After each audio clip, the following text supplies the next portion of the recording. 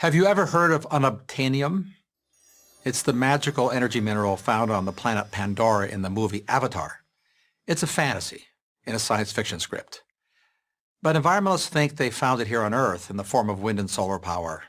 They think all the energy we need can be supplied by building enough wind and solar farms and enough batteries. The simple truth is that we can't, nor should we want to, not if our goal is to be good stewards of the planet. To understand why, consider some simple physics realities that aren't being talked about.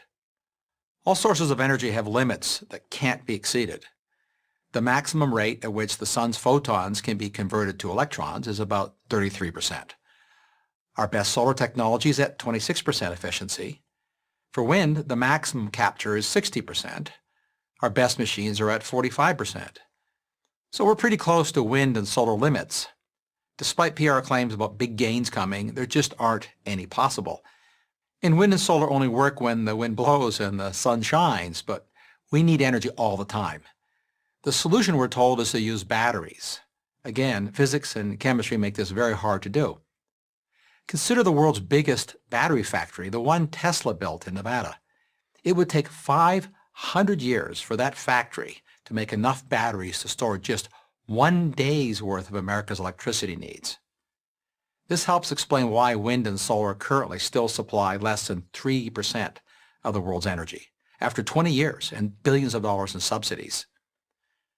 Putting aside the economics, if your motive is to protect the environment, you might want to rethink wind, solar, and batteries because, like all machines, they're built from non-renewable materials. Consider some sobering numbers. A single electric car battery weighs about half a ton.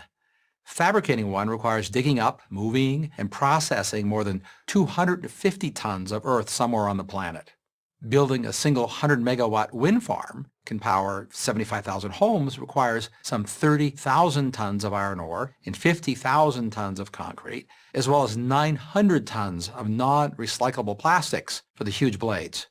To get the same power from solar, the amount of cement, steel, and glass needed is 150% greater. Then there's the other minerals needed, including elements known as rare earth metals.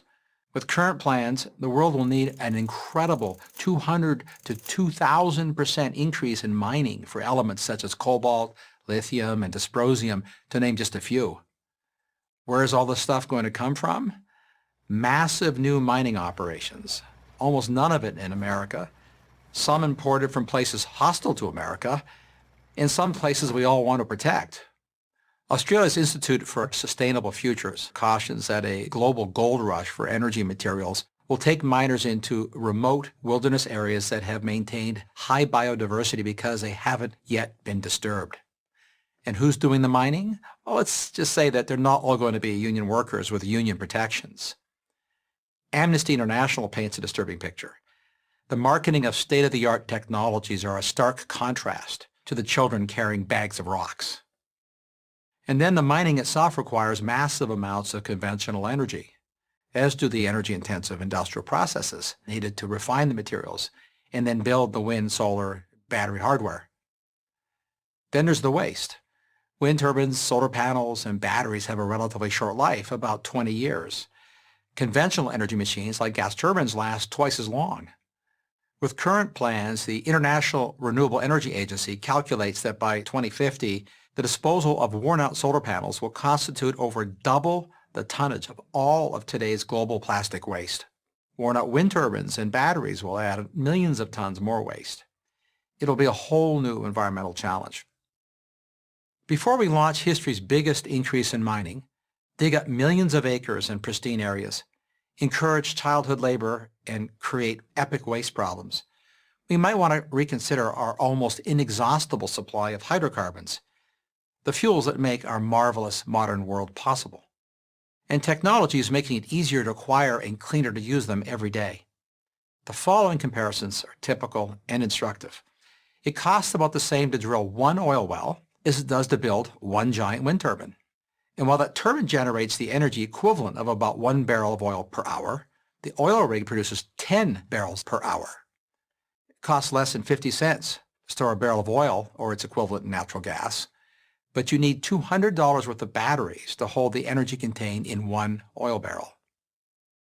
Next time someone tells you that wind, solar, and batteries are the magical solution for all our energy needs, ask them if they have an idea of the cost to the environment. Unobtanium works fine in the movies, but we don't live in the movies. We live in the real world. I'm Mark Mills, Senior Fellow at the Manhattan Institute for Prager University.